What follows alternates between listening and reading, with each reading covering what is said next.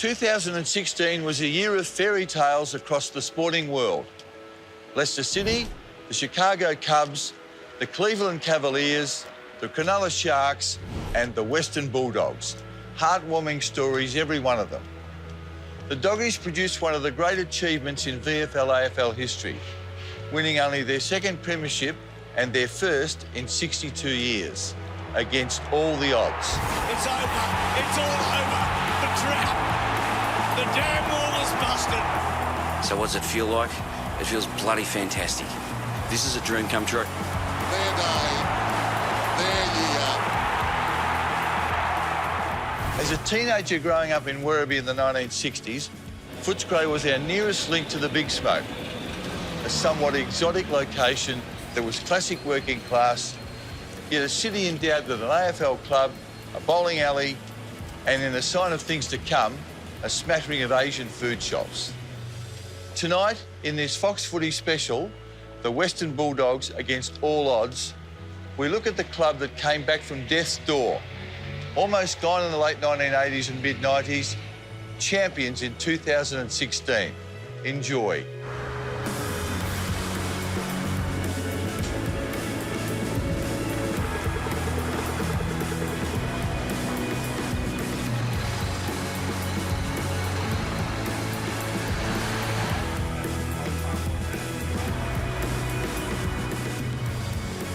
It is 171 days since the Western Bulldogs stunned the football world with arguably the best month of finals we've seen. They have done what many people thought was impossible.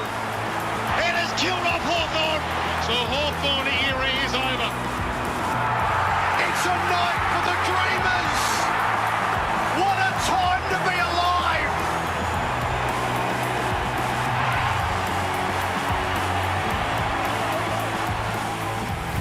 Yet, wind back the clock to the end of 1989 and Kings at Whitten Oval suggested a rather bleak long-term future. I believe it's time that they looked at the whole question of whether they should be trying to reduce the number of Melbourne clubs. I think this whole effort over the last couple of weeks has been a watershed in the history of the league, and I think they'll now have to rethink their whole strategy. Proud Bulldogs president Peter Gordon still finds it difficult to believe the Doggies are premiers, given the club almost merged with Fitzroy in '89. Gordon's lifelong love affair with the Bulldogs started when he was in primary school in nearby Braybrook. Grew up in West Footscray, went to school in Braybrook. My dad first took me to the Western Oval when I was 8 years old. My connection with the club is as a fan, as someone who loved the club, loved the heroes of it when I was a kid. Who are your heroes? I really loved Gary Dempsey. Not when he went to North, but I can remember being at the Western Oval when a young Bernie Quinlan had his first training run. And I remember this guy almost on the wing of what's now the Doug Hawkins wing, kicking for goal, albeit with the advantage of a breeze. But he must have kicked it 90 metres. I loved George Bissett. I loved watching him play. Because of his stature?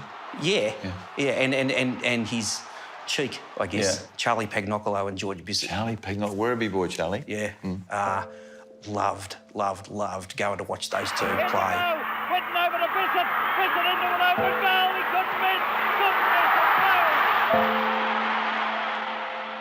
Maribyrnong Mayor Catherine Cumming is equally as effusive about her electorate. When I was growing up in Footscray, I thought Footscray was the greatest place on this planet. You had Franco Cozzo saying North Melbourne and Footscray, you had Forges of Footscray, and then you had the Footscray Football Club. Now, there's someone that bore a striking resemblance to you who was in the Bulldogs cheer squad on grand final day. That couldn't have been you, could it? It possibly was, with my 5 children. And yes, it was fantastic to be in the cheer squad on grand final day.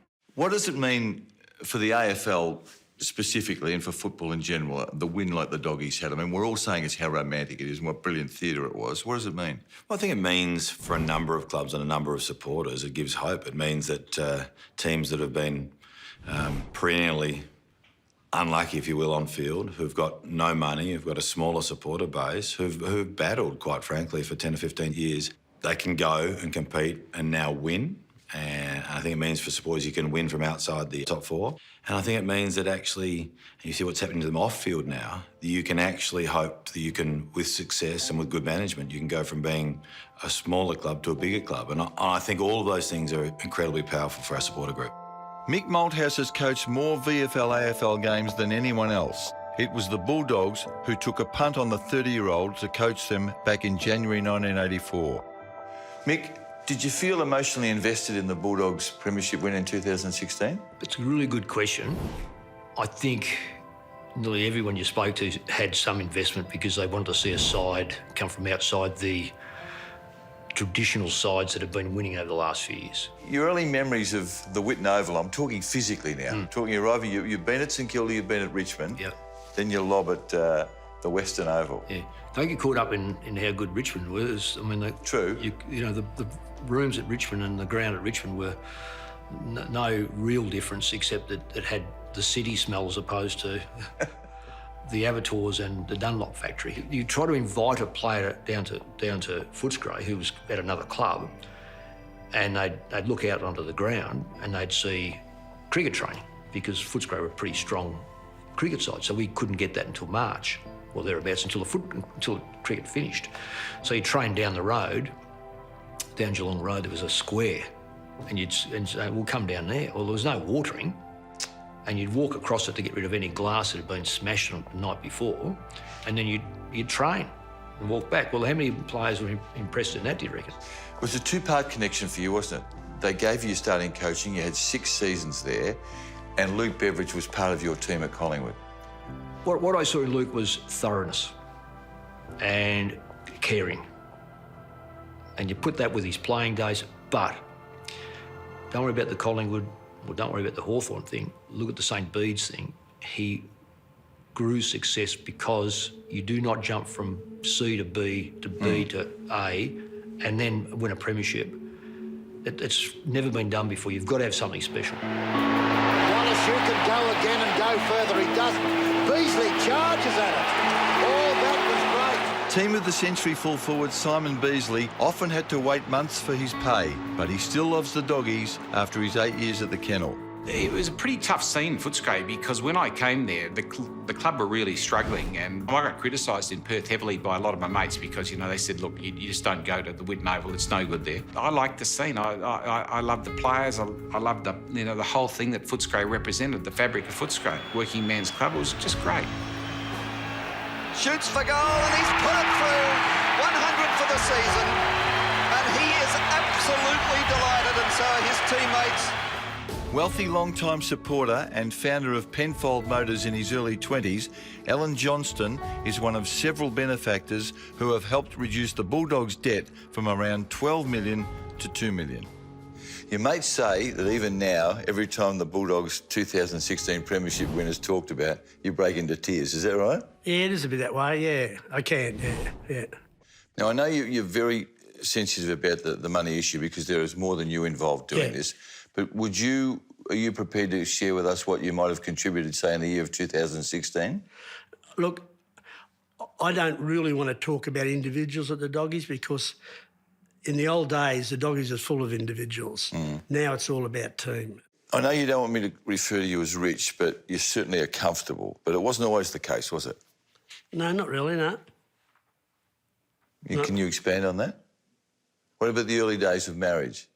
Yeah, well, I got married very young. I was married as a teenager, still married to the same girl. Jesus. Come on, Alan. That's okay. Can I wipe my tears?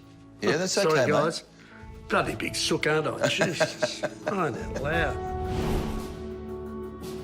The Bulldogs won their first flag in 1954, 29 years after being admitted to the VFL.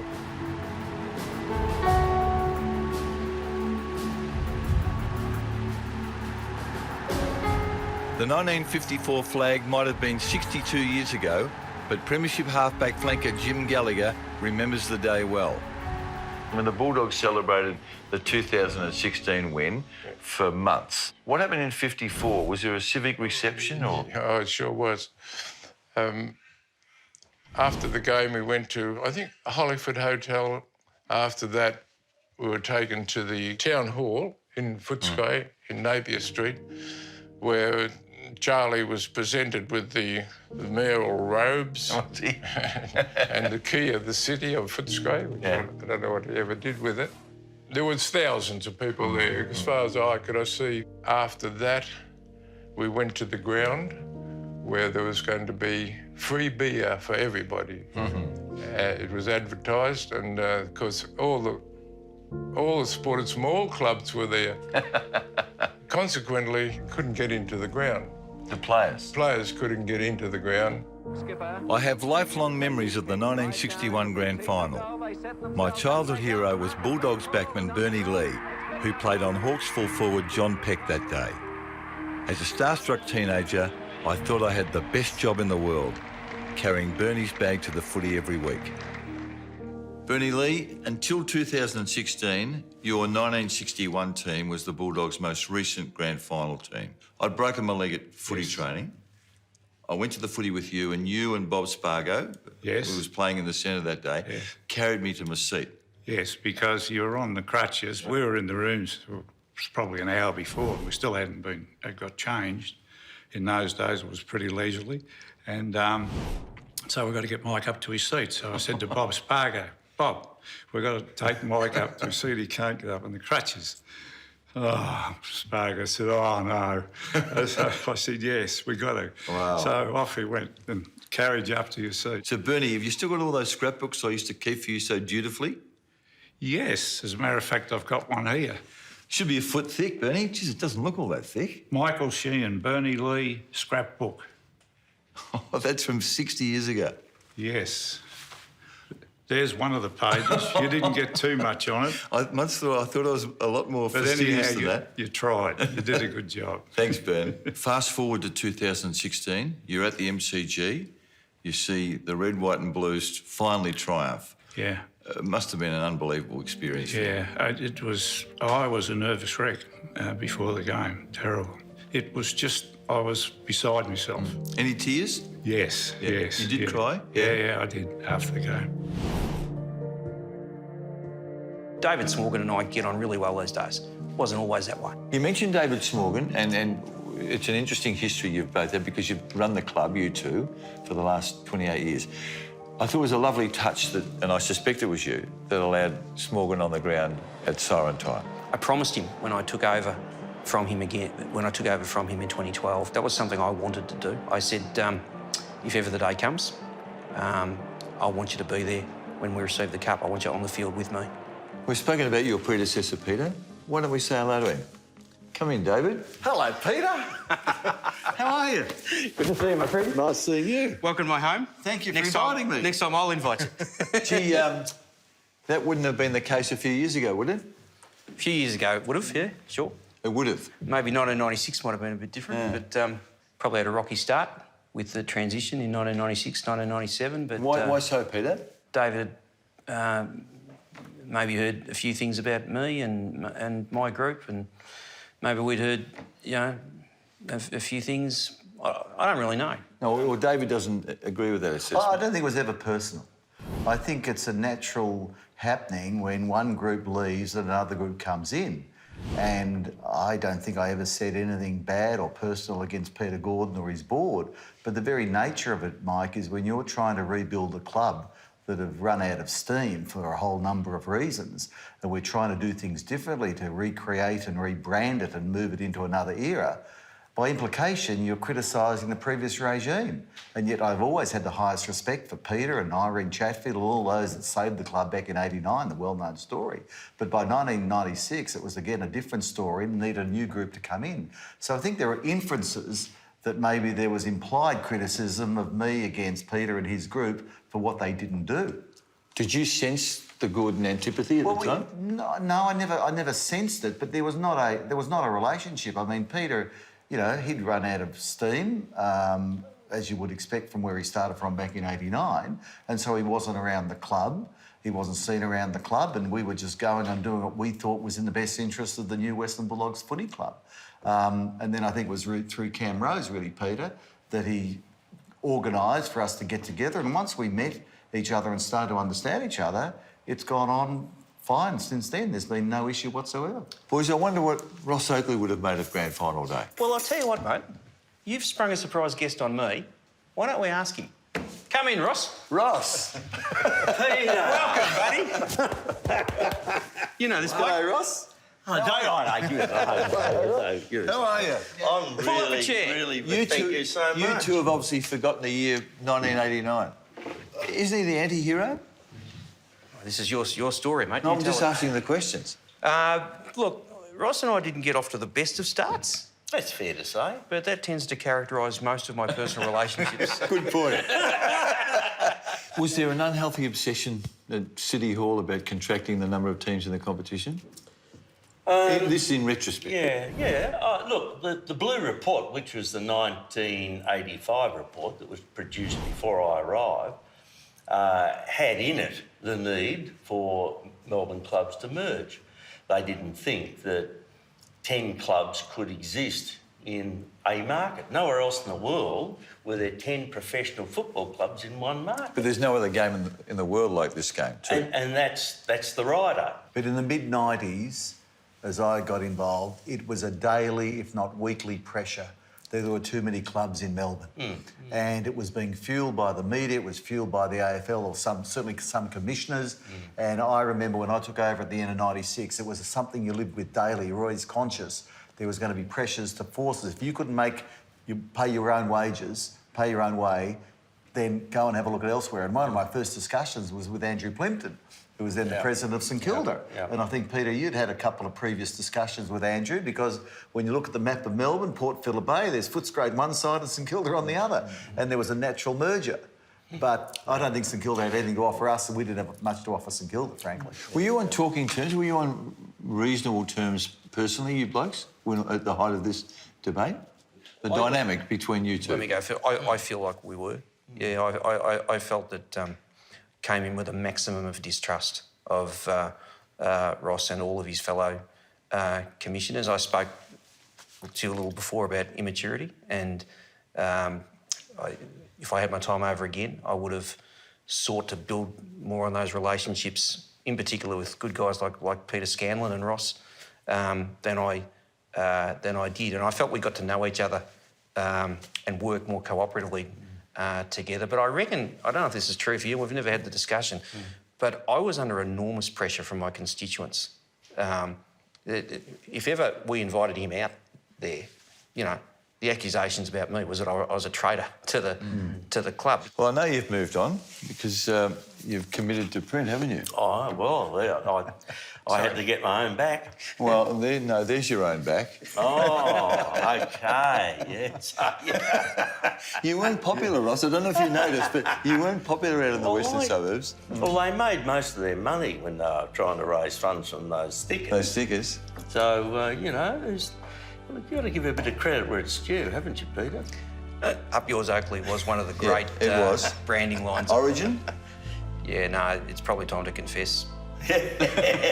Yours, was it? That was me. It was you? Yep. Another decision by Peter Gordon would have a profound influence on the club. Who'd have thought that a journeyman footballer by the name of Luke Beveridge would have such a huge impact on the battling Bulldogs?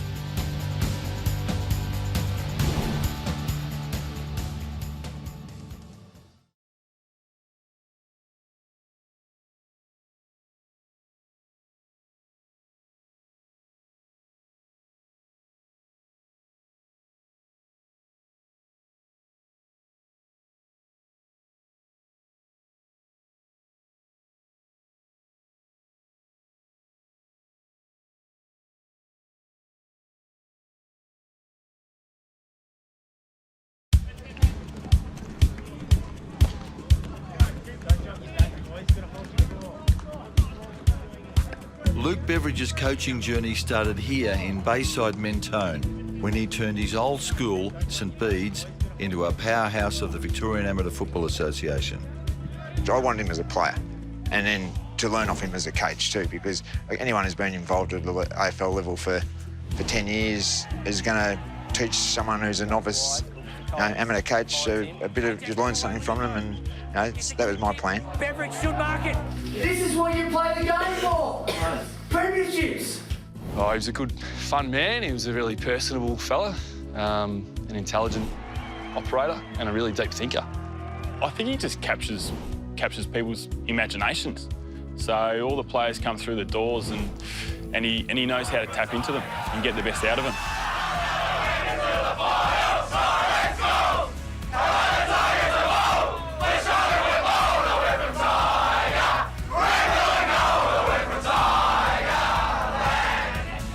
Luke, we're back where it all started. How does it feel coming home?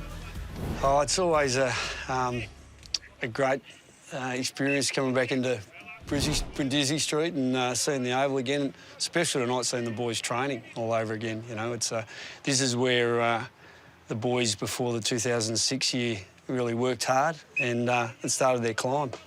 It's a little more than 10 years ago when you're coaching in C grade in the Amos. Do you need to pinch yourself or not?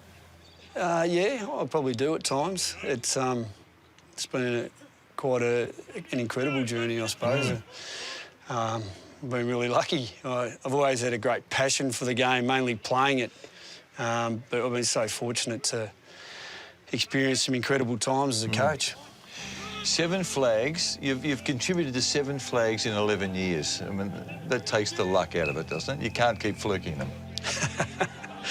Yeah, I suppose. But there's plenty of sliding doors moments along the way where you always think, well, you know, what happens if that went the other way? And the 2006 flag was probably the most significant where, you know, we won a grand final by a point, coming from 47 points down. And when the scoreline's 21 goals 12 to 21 goals 11, wow. You know, that could have gone either way. Siren! Siren! The Tigers win! C grade, B grade and A grade in successive years. Now, my ammo mates say that's just a monumental achievement. Yeah, well, I suppose it is quite incredible. To win all 3 and to climb and with a lot of change. And, I mean, those 3 years, there was only 8 boys who played in all 3 of those premierships. There's a couple who played in 2. At the time, it established that thought in my mind that it didn't matter how old you were. If you were good enough, you got a game. Bulldogs legends Brad Johnson, Chris Grant and Rowan Smith know the heartache of failed premiership dreams. The Bulldogs lost preliminary finals in 1997, 98, 2008, 2009 and again in 2010. Jono, you're the club's longest-serving player. You're an ex-captain, you're a best and fairest winner, you're a leading goal kicker and you're a member of the team of the century, but no flag. No, I know. Does it burn? Oh, no, not really. Look, at the end of the day, that was my time and it didn't come my way during my playing career and that's okay. It actually sits okay with me now that the club's got one, of course, and been able to witness one. But look, we gave everything that we possibly could, Mike, when I was playing as myself as an individual, but as a team. And what we did, yeah, we made some prelim finals and just couldn't get over the line in those games. But I walk away comfortable knowing that we as a playing group gave everything for each year, from the start of pre-season right through until when we were knocked out in a final series. We couldn't have given any more. You left in 2007. The Bulldogs were 13th then. Did you ever lose the faith? Did you ever think that this club was destined never to win a flag? Another one? I wouldn't say I lost the faith, or not completely anyway. Certainly there's moments where you think, gee, you know, we're probably a fair way away, and we've got some work to do. How many prelim finals for you? 3 or 4? 3. 3. Yeah. And then watching, you know, 08, 9 and 10. Yeah. Watched 85, so I've watched a lot of losing prelim finals. Late in 2014, the club was seen to be spiralling out of control. Coach Brendan McCartney was sacked, Captain Ryan Griffin departed for GWS, Brownlow medalist Adam Kearney headed to Windy Hill, Sean Higgins was bound for the Kangaroos, and CEO Simon Garlick also departed. You know, I concede that to the outside world that looked horrible. My view, by the time it became a public event and people were kicking the crap out of us, was that we still had the guts of a really, really strong list. We had the Boyd option unfolding for us, and to the extent that these problems had inured, and in my view, Brendan had been going well with the players until a particular point in the mid-season when there had been something had happened which had led to a catastrophic drop-off in there. Do you know what that was? In the relationship. I don't. I can take guesses, but I think it's unfair to speculate. But certainly not on a program as well watched as yours. But the idea that he was always a bad appointment, he's clearly got a lot of coaching skills. Something went wrong in the middle of the 2014 season, and it took management a little bit of time to cotton on, and it took the board until after the season. And once it did, there are two ways in which you can react, I guess. You can pretend it's not happening and try and paper over it, or you can lance the boil. I remember talking to Ruffy on the phone, rang him as soon as I found out. We were speechless. We're like, what's going on to our club? I'd never seen it before with the coach, captain, CEO and stuff like that, and I still shake my head now. It was, yeah, it felt like things were getting out of control. It was a pretty bad period of the period of time for our footy club. Obviously, losing key people and things not going the way we would have liked them to go and planned for them to go. But I think what turned it around was the unity and the strength, firstly within the playing group and then across the whole footy club. What turned it around? Bevo. Simple as that? Simple. Bevo came in and was just an absolute breath of fresh air. He calmed everyone down. The way that he brought the group together, I've never seen someone bring a collective group, with whether it's coaches, players, staff, all together like he did. And he just made everyone feel safe and calm and knew that we were heading in the right direction. Self-assessment's always a difficult exercise, but what makes you good at your job? It is. It's hard. It is difficult, I know. Especially publicly. Yeah. What makes me good? Well, you know your strengths. I mean, I've spoken to the boys that you coached at St Bede's, and the common theme is that your faith in your players and your evenness with them. You don't fluctuate emotionally with them. Yeah, I think I don't necessarily get pent up on the wins and losses too much. I don't get anxious before games. I think our roles as key decision makers can be clouded through anxiety and having your priorities all wrong. And I think generally I've got mine in the right order. You had to win 4 games to win the flag. At what point during September did you say to yourself, I think we can win the flag? Was there a moment? I think after we won the first one, where you... in Perth? Yeah, in Perth. I liked the way... I mean, it wasn't necessarily the week off, but what the whole final series gave every team was an opportunity to recover. You're going into at least 7-day breaks and 8-day breaks, and everyone was afforded that.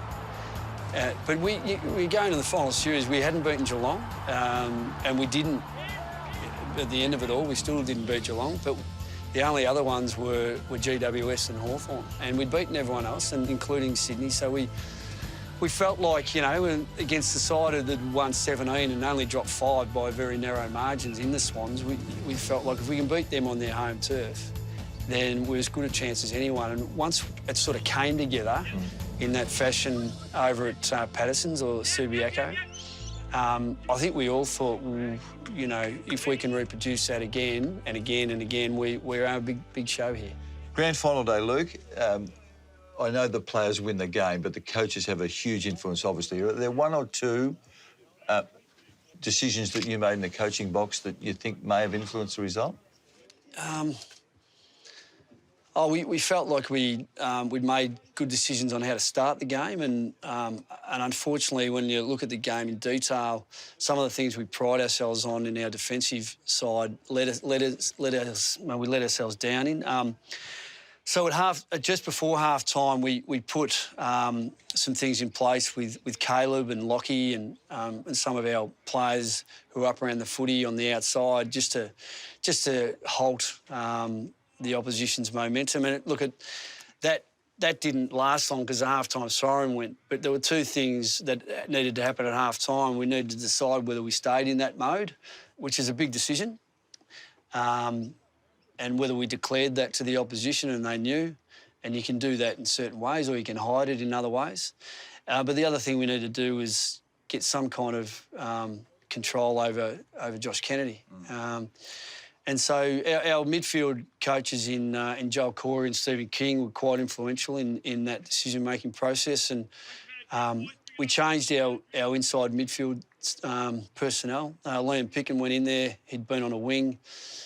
He did some work in there with... But he didn't go to Kennedy, though, did he? Well, he was supposed to at times, but what happened at the same time, we talked to Marcus and Tommy Liberatore about some things, and so Libba took it upon himself to spend a bit of time, and as did Marcus. And so we had a win-win in the end. Liam plays wing forward, but as an inside mid, he plays a lot more on the wing than he does forward, but as an inside mid, it meant we played him forward more. And so we had all this perfect storm, really, where we managed to... I mean, Josh was still an outstanding player, and he was right to the end, but he wasn't as influential as he was in the first half. Marcus came right into it, the quality of his game.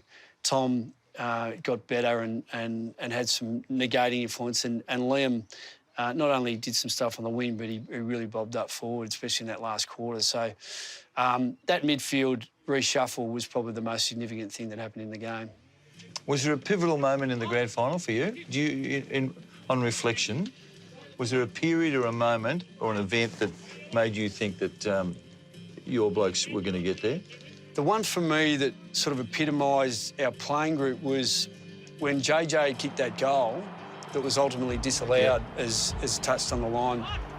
And you could see the faces in the crowd, you know, the Western Bulldogs faithful, all the supporters, fans who'd followed the team for so long, and some that hadn't but were fully invested. You could see the looks on their faces. It was like, well, talking about sliding doors moment, that was the time, really, is that going to happen? You know, is that a point?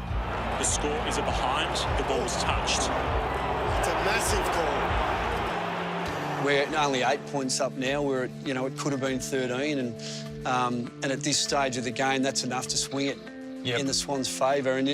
But right at that point in time, if you look at what our players did and the way that they formed our defensive structure or system, whatever you want to call it, and the Swans are adventurous, they need to score, and they go straight up the middle, and Jordan Roughhead goes clunk. With two Sydney Swans players trying to spoil or take the mark, and a third coming in, and that just stopped it. And then Ruffy sent it straight back inside 50, and that was the end of Sydney's possible momentum swing for me. It's clean too, wasn't it? It was a great mark, and it was just such an incredible moment. I mean, we talk about, when you think about Leo Barry's mark at the end of 2005, wasn't it? Against the West Coast. So you're likening it to that in its importance? Just for us at that point in the game where the game in tight matches is sometimes won or lost on big momentum swings. That was a momentum swing where we'd gone from jubilation and almost that's the game to, they're still in it. And they would have gone from, we're almost done here, to we're still in it. So right at that point in time, the psychology of it was totally in the Swans' favour, but the actions of our players epitomised what they'd done for, not only this year, but maybe a lot of the previous year. And it didn't matter what was happening on the scoreboard and even the momentum of the game, they just hung in there. It's one of those moments that they happen every game, and they're big moments in games, and I suppose it's your chance to have an impact. And I'll look back and I'll go, we had multiple I suppose, opportunities to have those moments. You look at Dale Morris's tackle, Tom Boyd's goal, and that was probably my moment where I thought it's time to have an impact. And let's set the scene. It was the moment where, as you say, JJ kicks the goal, and there were probably a few of us out there that thought that was the moment that we had the game almost sealed. They can sniff it now, the Bulldogs. They feel this Sydney team breaking. But heading back to the middle, the umpires came up and said it was going to be reviewed. Majority of the time when that happens, it's going to be a point. So we got together as a midfield group and we're just having a chat as we do, and said, righto, let's set up for their kick-in. As you say, 5 or 6 minutes to go on the clock, so chances are they were going to try and go long down the middle, and as a big bloke, it's my job to go up and try and catch it when I can, and it was just one of those times that it stuck and allowed us to take a bit of time out of the game and get the ball back inside 50. Straight down the middle, Naismith. Roughed in. He's been excellent. You mentioned Johannesson. If you would have been doing what you do in the home and away series and giving votes at the end of the game, who would have got your 3? Oh, Jay would have been, really close. I think it's tight. I think, Tommy Boyd played an outstanding game. I just looked at the game in detail over the weekend before we've come back for training in the pre-season.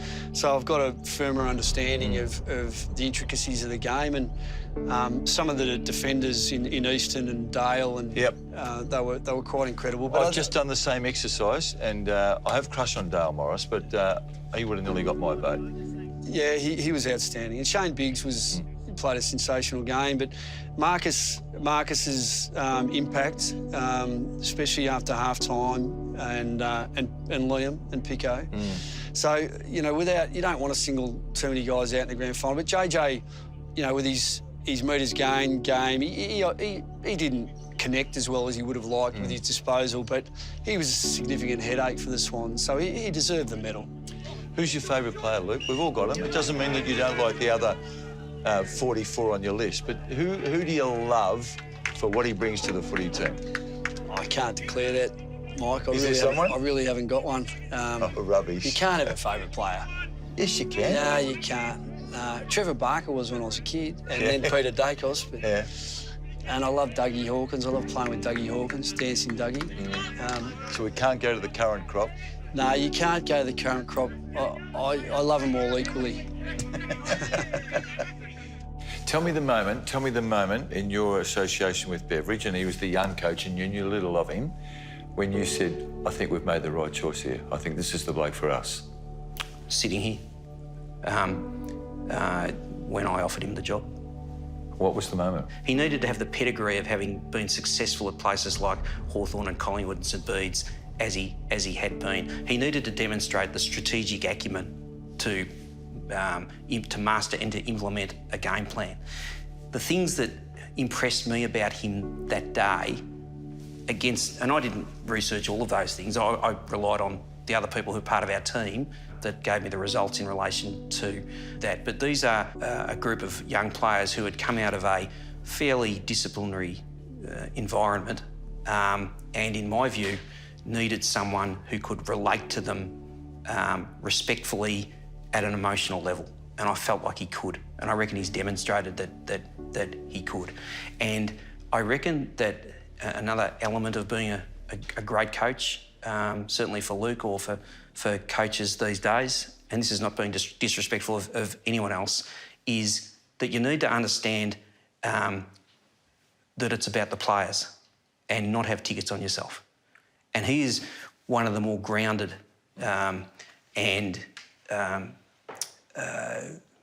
grounded, humble, no tickets on yourself person that you could ever meet.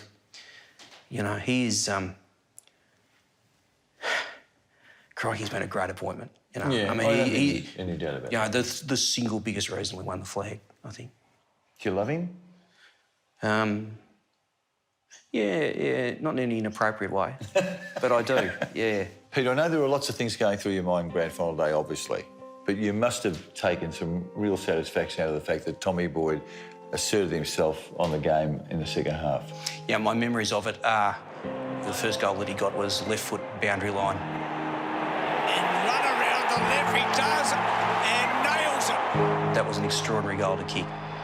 I was relieved because it kept us in the game. The second goal that he got close to half-time was after Sydney had kicked 4 in a row in really quick time. So it was a really important goal to keep us in touch. And the third goal that he got was, in my mind, the goal that iced the grand final.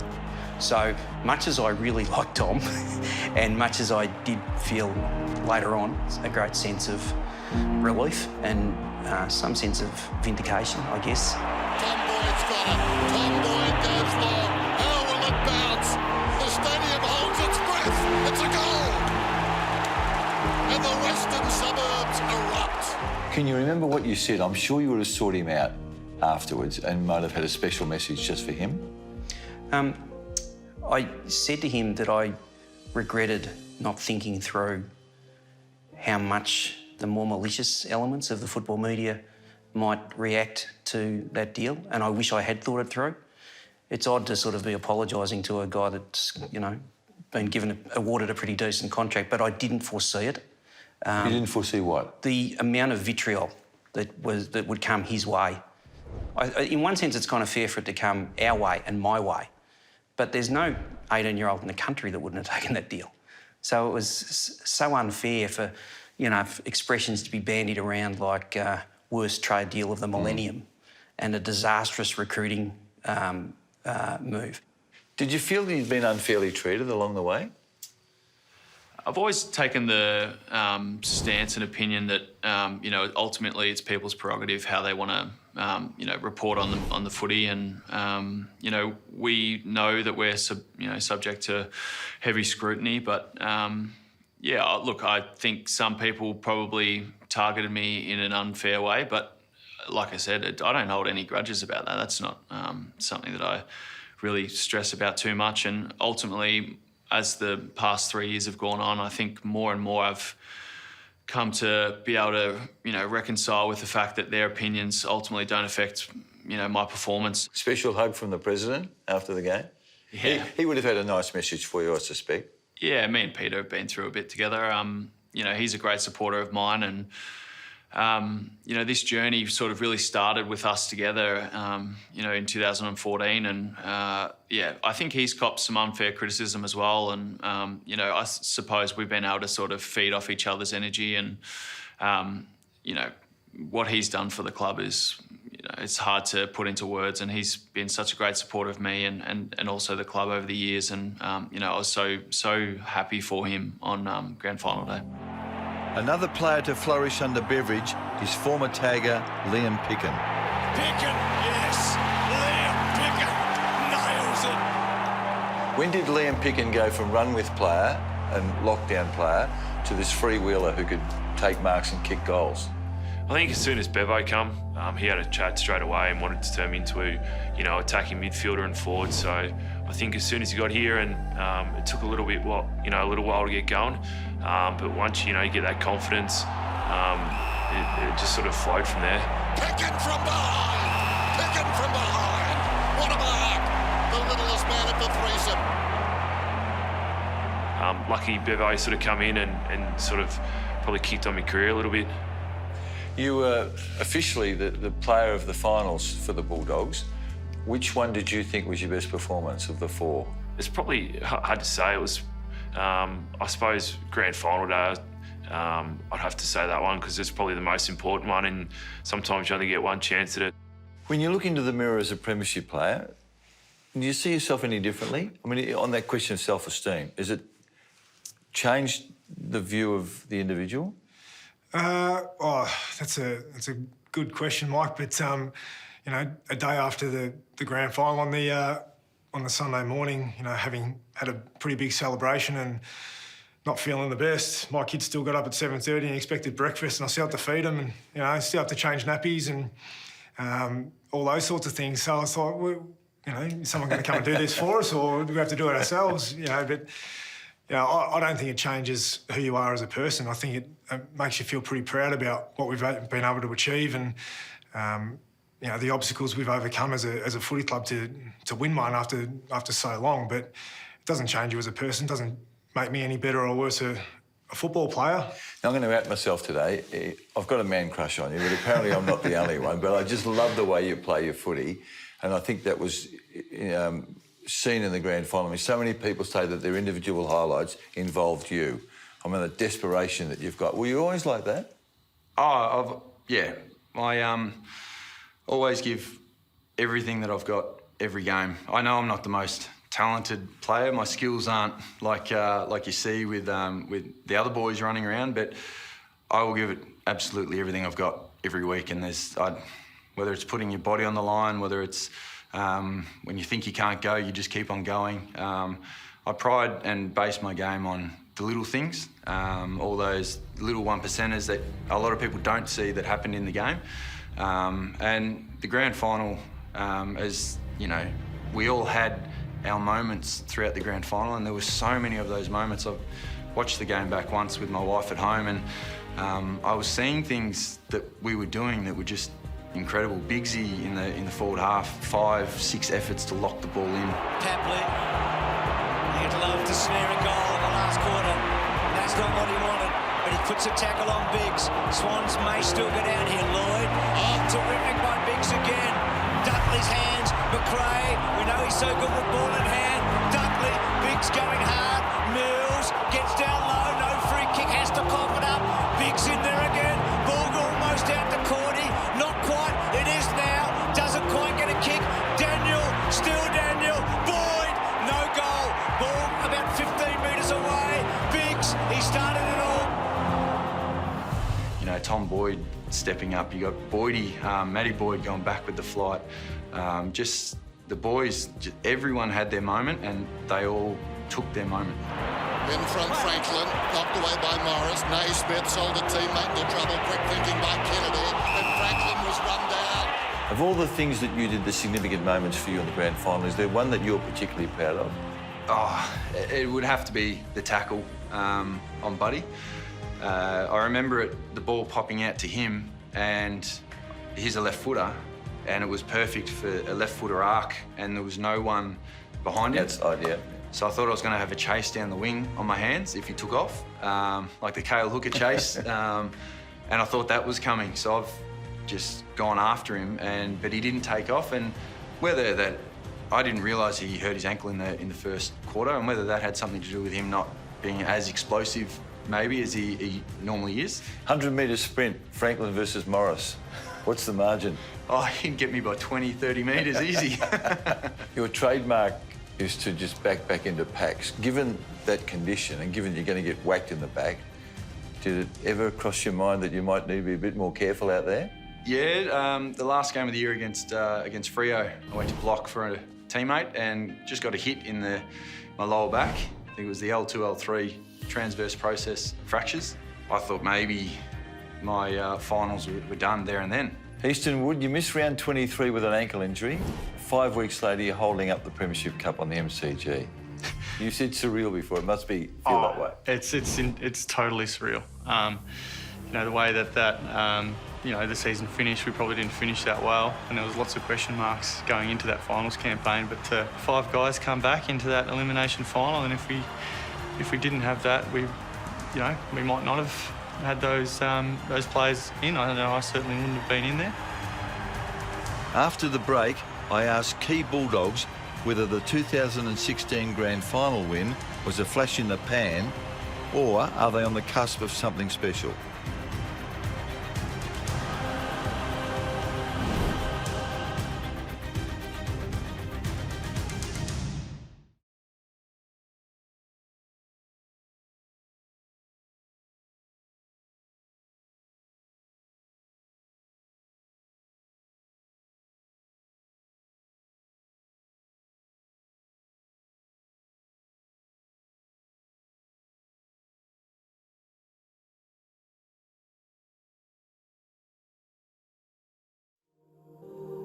League football is littered with teams who bob up to win the flag only to miss the finals the following year. Over the summer, rival coaches will have spent hour after hour dissecting the Dogs' game plan. Now they are the hunted. Are they prepared? You're about to embark on the title defence. What is worrying you? What's in your gut, your biggest concern going into 2017? Probably whether we'll be prepared enough. We're not used to starting this late, and that can be a good thing, but it means you're sorer closer to the season. You know, we've had some boys who've come out of the year, who've given their all, and it's going to take them a while to get back up to speed. So my main concern is that we time our run into round 1 as fit as we can be. And ready. And ready. We can't afford to stagnate in any way, shape or form. And we kind of hope that competition for spots that has been there all the time, but will definitely resurface with some of the boys who weren't able to play in either grand final, Footscray or Western Bulldogs, that will drive the boys to make sure that they cement their spots. You've been hunting, certainly for the last 2 years. This year, 2017, you're the hunted. What are you expecting? I feel like also it's nice for that, for something new. We've never been hunted before. That obviously comes with the territory when you win it. But for us, we're still on our journey. I don't know we're capable of long term with this group, but I feel like we're hitting our stride, and I still feel like there's a lot more to go, and I'm excited to go on that journey and see what that is. Look, that was one of the contributing factors to playing on this year, was to experience what I've envied in so many other teams over a long career. You look at Hawthorn and Geelong and those teams who have had enormous success, and you wanted to be them. You wanted to be the premiers for the year, and you wanted to experience what that's like. And I'm really excited about what the competition thinks about us and how they're going to come after us. We can't back away from that. We've got to really embrace that and step up to the challenge. And I know that our boys have come back, and there's certainly not a lack of motivation in how we're training and how the boys have returned for pre-season 2017. So I'm really excited about the concept of being the hunted this year. It's going to be exciting this year. There's so many challenges. We probably don't have the same side, so obviously we're really hungry and looking forward to this year. And whatever comes, hopefully we step up and, take on the challenge. You've had thousands of people congratulate you, and most of them say they can die happy, or their parents can, or whatever. Do you ever tire of that? Nah, not at all. There's not many jobs like ours where people are genuinely happy and excited to come and talk to you about what you do. I'll never get tired of that. I get people coming up just to say thank you for the grand final, or talk about the game, or to get a photo or something, and I love it. I reckon it's the best job in the world, and everything that comes with it is it's great. To make that elimination final in our first year of footy was a good effort, and a year later we win the premiership. Crazy, isn't it? It's crazy. Is there one moment from grand final day that will endure and stay with you forever?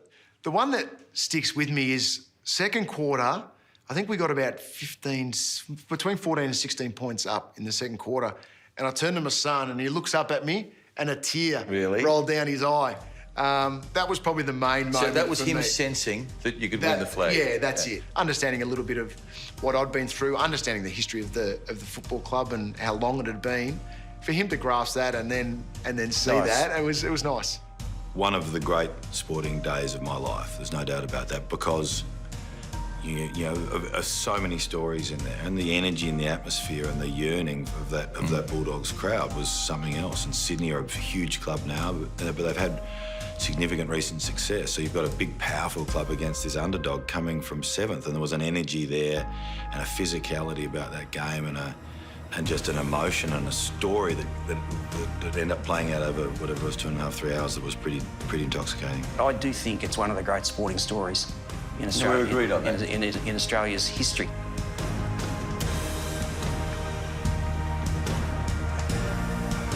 Go doggies! This was more than just a football victory. This was more than just a great thing for a suburb that's been through the odd hard time.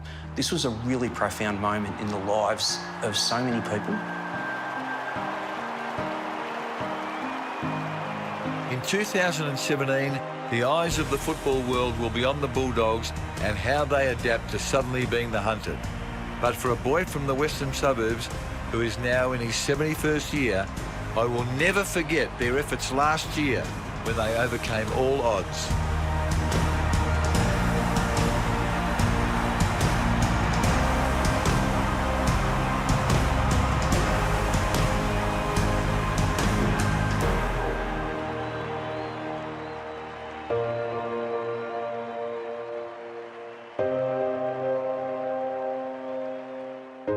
I just love him.